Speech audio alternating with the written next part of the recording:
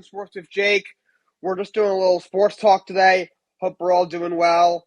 Let's start with the NBA playoffs. We had the Western Conference Finals, Game 2 last night, and the Golden State Warriors won 126 to 117. They overcame a 19-point lead. They were down by 19 at one point.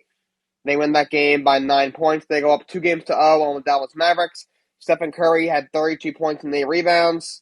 Luka, 42 points, 8 assists in the loss. He had 24 at halftime, actually. He was, silencing the Warriors crowd, and then the Warriors came back and won. Warriors bench gave him a lot of production. Jordan Poole had a nice game. And Golden State goes up 2-0. The Warriors have 12 come from behind playoff wins in this stretch of since their championship years through now. That's great. They're a very resilient team. They got a lot of experience, and looks like they're and they're 2 wins away from going to the NBA Finals. And looks like that's what they're going to do. If so, it will be their 6th Finals appearance in the last 7 or 8 years. What a team it is. And now this team, yesterday got Stephen Curry, but you got Klay Thompson, who missed at least half the year, coming off a torn ACL and a torn Achilles. You had obviously, Draymond Green's a little bit older. Can't score like he did when he was in those earlier teams. He was able to score a bit. Now he doesn't really do that anymore. Obviously, Kevin Durant's not there. Andre Iguodala, who's a big part of that team, he's not there. But, Steph's still there, obviously. You do have Klay coming off an injury. You got Draymond still. And, of course, you got guys like Jordan Poole and Andrew Wiggins. And this is still a really good basketball team. It looks like they might be going to the NBA Finals. Tonight, Eastern Conference Finals, Game 3. The series is tied at 1 game apiece. Miami Heat against the Boston Celtics. Boston blew Miami out of the water in Game 2 after Miami beat them in Game 1. Miami's got some injuries. Their starting point guard Kyle Lowry, who missed the first 2 games. He said he plans to play. And Pga Tucker, who suffered a pretty bad injury in the game, he got hurt in the first half. Eric Spoelstra said he wasn't sure if he was going to play the second half, but then Pga Tucker told him, "I'm playing." There's no way around it, so he convinced them to play him in the second half, basically. And he finished the half, and it looks like he's going to play. They're both going to test their injuries in warm-ups, and they'll see how they feel. But it looks like those two guys are trending towards playing, so Miami will get a little bit healthier. You saw the Boston Celtics were banged up, were down Marcus Smart. They're starting point guard and the defensive player of the year. And then you're also without Al Horford, who's a key rotational player for them.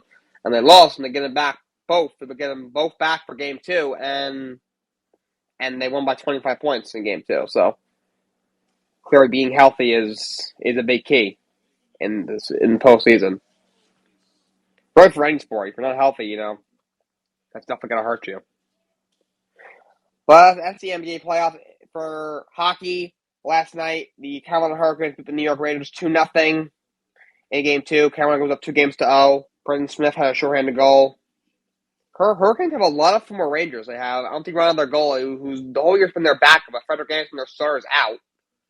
Toronto has been starting since first round against Boston.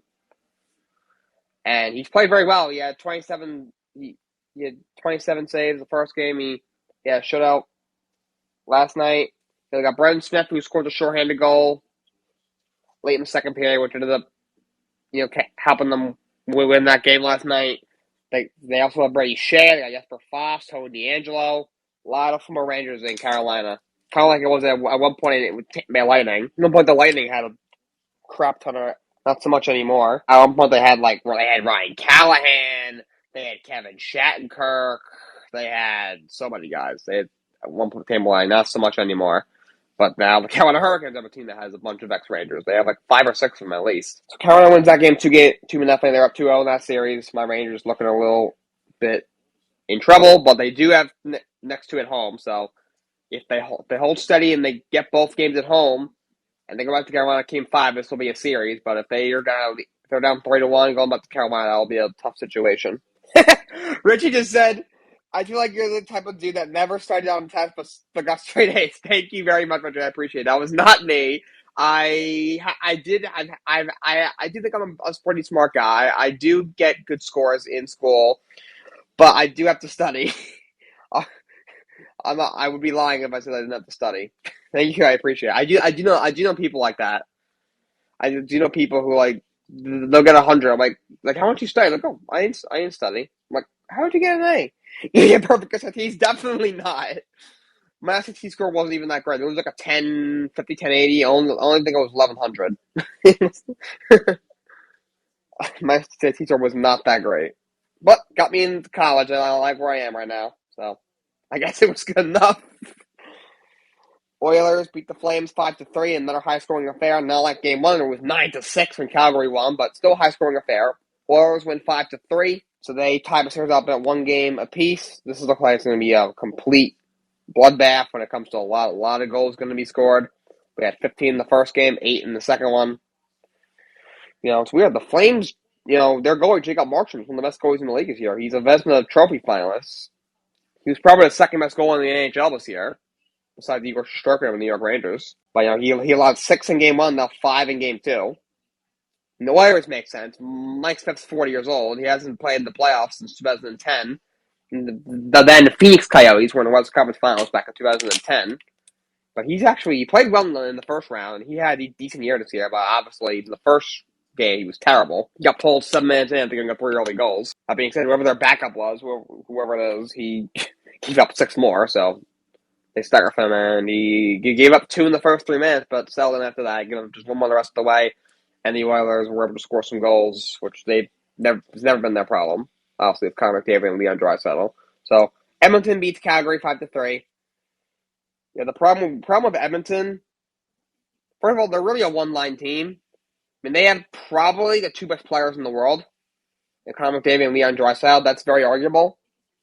Those 2 guys are absolutely amazing. McDavid's a Hart Trophy finalist. Draisaitl was a Hart Trophy winner, I think 2 years ago. McDavid's won the Hart Trophy, I think, twice already. So those guys are both superstars. Outside of that, who else is really scoring? I mean, Ryan Nugent-Hopkins is a good player. Besides him, they don't really have much. As for defense, their defense is not that good. Darnell Nurse is a good D-man, but outside of that, there's really no one on defense that scares me. Their starting goalie, Mike Smith's 40 years old. He's had a great career, and he's still a decent goalie. The longevity on him is very impressive, but he's nothing special. And their backup, I think, is Minko Koskinen, who's not that good. So, defense and goaltending always been Edmonton's problem. Last few years, they haven't been able to get out of the first round with the 2 best players in the world. And they finally got out of the first round this year, being the Los Angeles Kings in 7 games.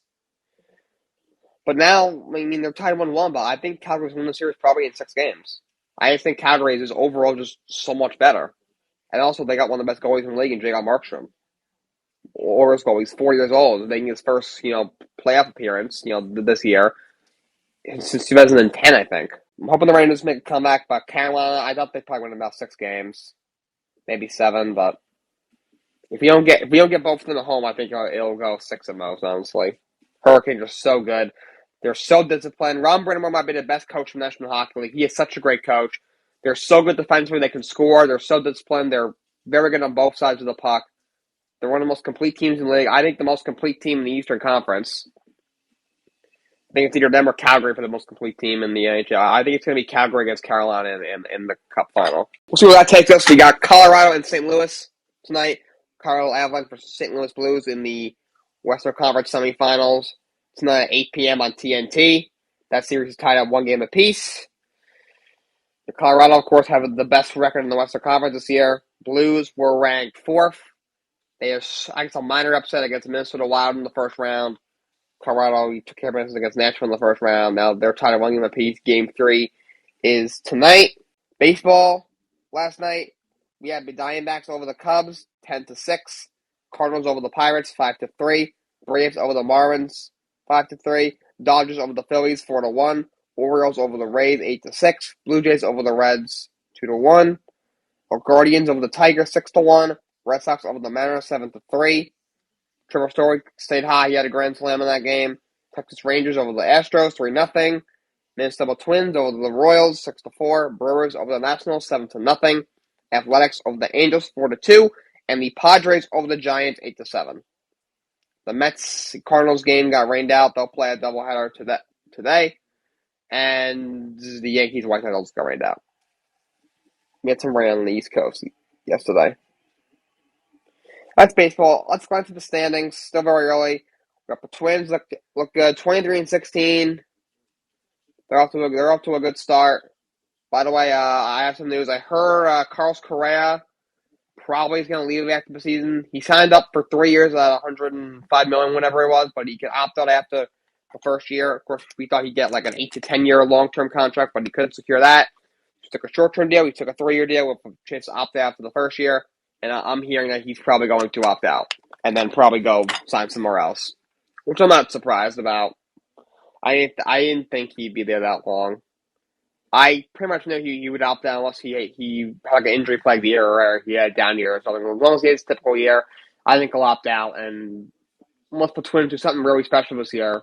Which I don't think they will. They look good right now. They're 7 games over 500, first place in that division, but the second place team, the White Sox, are a 500 team.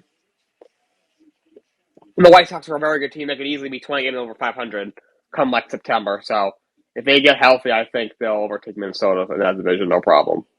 Twins are in first place, and you got the Guardians, the Royals, and the Detroit Tigers are struggling. 13-26. They're the worst team in the American League. They've struggled the last few years, but did a little better last year, winning 77 games. Made some moves this offseason. They brought in Javier Baez on a big contract to play shortstop. They brought in Tucker Barnhart to get a steady presence behind the plate. They signed Eduardo Rodriguez to boost their rotation. They made the trade for Austin Miles right before the year to boost their lineup. He's a big bat. Nice bat to have him in your lineup. But just, they've been terrible in their lineup. They added Javier Baez and Austin Miles in the offseason. They got a lot of good young players in that lineup, too, along with those guys. Some veterans, too, like Jonathan Scoop and Robbie Grossman. And you got your young guys like Gabriel Candelario, Spencer Torkelson, number 1 pick a couple years ago. He's a rookie playing first base. Of course, you still got Miguel Cabrera, still a pretty good player. Overpaid for his contract, but he can still play. And their lineup's been terrible. They're like at the bottom of the league in like almost every category. They can't hit. And they got some guys out with injuries. Casey Miles, probably their ace. He's out. Matt Manning's out. They got their rotations banged up. They can't score. They've been a mess this year, the Detroit Tigers. American League East, Yankees 28-10. They're in first place. Then we got Tampa Bay 23-16. Toronto, we're getting over 500. They've cooled off. They got Boston 17-22, and the Orioles are in last place. American League West. Astros 25-15. Got the Angels 24-17. They're playing well. Followed by Texas, Seattle. But Seattle is struggling. 17-23. They haven't been as advertised. They have not made the playoffs since 2001. It's been 20 years since they made the playoffs. I wasn't even born the last time they made the playoffs. And I doubt they'd be a playoff team this year. Right now, I'm not looking great before the game. There's still a lot of baseball still to be played. Then you got Oakland running out that division. In the National League, Central Milwaukee 25-14. It's going to be the third best record in the National League. They look good. Cardinals are 21-18. Then you got Pittsburgh, the Cubs, and the Reds are 11-27, the worst team in all baseball. National League East, Mets dominating that division. They're 26-14. Then you got 4 teams under 500. Atlanta, Philadelphia, Miami, and Washington. Washington is struggling. They're at 13-27. Second worst record in the National League. Also, actually, second worst in the big leagues. Tigers are half game better than them. National League West, the Los Angeles Dodgers 26-12. That's the best record of the National League. Second best in baseball besides the New York Yankees. Got the Padres at 25-14. They actually have the same record as the Brewers, so they're in second place because of how good the Dodgers are. Then you got the Giants at 22-16. And then you got Arizona and their Colorado running into that division. Arizona and Colorado have been better than I thought. I thought they would both be 60-win teams. Arizona's only a game below 500. That's just Colorado. Both are struggling right now, but they've hung in there overall. Still aren't playoff teams, but right now they have a shot to even be like 80-win team. I thought they'd be 60-win team, but we'll see what happens the rest of the year. We got the Pga Championship going on right now. The leaders don't tee off quite yet. Zalatoris is the leader. He tees off at 250. Him and Mito Pereira. Pereira's one back. You got Justin Thomas and Bubba Watson in a group. They tee up at 240, and Rory tees up at 230. Will Zalatoris actually leads right now at 9 under. Mito Pereira in his first ever PGA Championships, one back. Justin Thomas is 3 back. Bubba Watson is 4 back. And then you got Rory McIlroy, 4 under. Tiger Woods was terrible today. Tiger shot 79. Ouch. That's 9 over par, so he's 12 over par. He's definitely never missed him golfer again. He said he's not 100% yet with that leg injury with the car accident last year. He finished, I think, at 13 over par at the Masters. I just don't think he has the same endurance. Like, at the Masters, the first few days, he actually played okay. I think, like, the first day, he was like a under par. He, really wasn't in any danger of missing the cut. Second day, he was around even par, heading to the weekend, which still was, never really going to win the tournament, but he was there. And over the weekend, he fell apart, finished at like 13 over par. I mean, he didn't play well the first 2 days at the PGA, to be fair. I mean, he shot 4 over the first day. He wasn't even sure he was going to make the cut, but he shot 1 under yesterday. He finished at 3 over, which got him to the weekend, but now he's exploding on the weekend. He almost doesn't have the same endurance to go 4 straight days, give you 4 straight good rounds, and that, which of course will give you a chance to win. He just doesn't look like he can do that anymore. He's probably better off really taking it slow, maybe kind of waiting for his leg to fully heal before he goes back on tour. I mean, he's never going to be the same player. He's pushing 50 years old. He's had been through so much, so many injuries, so many surgeries, life-threatening car accidents. He's not going to even be alive. He has nothing else to prove. He's one of the greatest golfers of all time, greatest golfer of his generation for sure. He honestly should probably wait till his leg's fully healthy, and if it never is, then I guess probably retire, honestly. I mean, it probably really isn't worth it at this point. He's got his son, Charlie Woods, my wife, has a beautiful swing. Kind of be a mentor for him. Don't push it, and don't want to put your physical health in any more danger than it already is. But if he's able to get to 100% his leg by taking some time off, just staying in golf shape, obviously, and practicing, and maybe if he takes some time off from playing, that might be the best option for him because he's clearly not 100%. Not that he's expected to be coming off that car accident at his age and stuff, but definitely affecting his ability to swing the golf club. It definitely is. He shot 13 over at the Masters. Now he's 12 over heading into the last day at the PGA. We had WWE Friday Night Smackdown last night. We had some news. The women's tag team champion, Sasha Banks and Naomi, who mysteriously walked out of SmackDown the previous week. That was not scripted at all. They didn't even show it on live television. Like, before it even started, they went into John Laurinaitis' office. John Laurinaitis is the head of talent relations for WWE. With their suitcases, and they put their championships on his desk and said that they're not being respected enough, they're not being valued as tag team champions. They didn't want to have a match with some of the women that were in the match with them. The 6-pack challenge, the winner would face Bianca Belair, Hell himself for the Raw Women's Championship. So they had to improvise, and Pierce made a match between Asuka and Becky Lynch, and then Asuka won, so Asuka will face Bianca Belair at Hell in a Cell. And they have been suspended indefinitely, and they have been stripped of the women's tag team titles. Yeah, on SmackDown we had Shinsuke Nakamura defeat Sami Zayn in a match. Sami Zayn almost got counted out, and then you get back on the ring and time, but Nakamura hit Kinshasa and pinned him. That was a pretty good match. Happy Corbin cut a promo saying, that how he doesn't like Metcalf Moss, and how he put him in the hospital last week, and then he took his Metcalf Moss's Andre the Giant Memorial Trophy, and he smashed it and obliterated it. That was Happy Corbin's promo. I'm not a fan of the character anymore, Happy Corbin. I've never liked Baron Corbin. I can't stand him. He's one of my least favorite wrestlers on the roster. Him and Sami Zayn, I just cannot stand at all. But the character work when he was with Metcalf Moss, being being Happy Corbin and Metcalf Moss being like the jokester, so it worked. You have a jokester and a very happy guy. But now with Metcalf Moss gone and they're not together anymore, it's just dumb at this point. We had Gunther demolish Drew Gulak, and then he started attacking him after the match. Then Ricochet came out and kind of like chased him out of the ring and looked at him like, dude, what the hell are you doing? Why are you beating the crap out of this guy? You already won the match. Of course, he had Ludwig Kaiser welcome Gunther to the ring. Then we had Max Dupree, who was also known as LA Knight. He introduced himself as Max Dupree. That's his name in WWE, guys. He introduced himself to Adam Pearce as the CEO of Maximum Male Models, who was there to scout superstars. And he said he was hired by Sonya Deville, and then Adam Pearce was like, yeah, Sonya Deville is no longer a WWE official. She was relieved of her duties of that. And a couple weeks ago, now she's just a superstar. And that was a very weird encounter between Max Dupree and Adam Pearce. We had Raquel Rodriguez defeated Shotzi in a one-on-one match. Because the previous week, Raquel Rodriguez lost to Ronda Rousey in a SmackDown Women's Championship match when Ronda had an open challenge. It was a really good match. Raquel Rodriguez was very impressive. Ronda shook her hand after the match. She almost won, and then like you had Shotzi complaining that like she was on the way to the ring, and then she got shoved out of the way by Raquel Rodriguez, and then she was bad-mouthing Raquel, so calling her soft, and then they had a match, and then Raquel Rodriguez defeated Shotzi.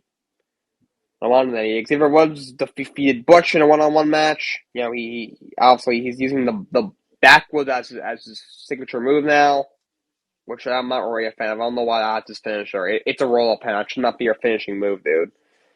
After the match, Sheamus and Ridge Holland came up, at the beginning of the top of the ramp, and Xavier Woods was walking out, and he was ready to fight, and then Butch attacked him from behind, and then they assaulted him.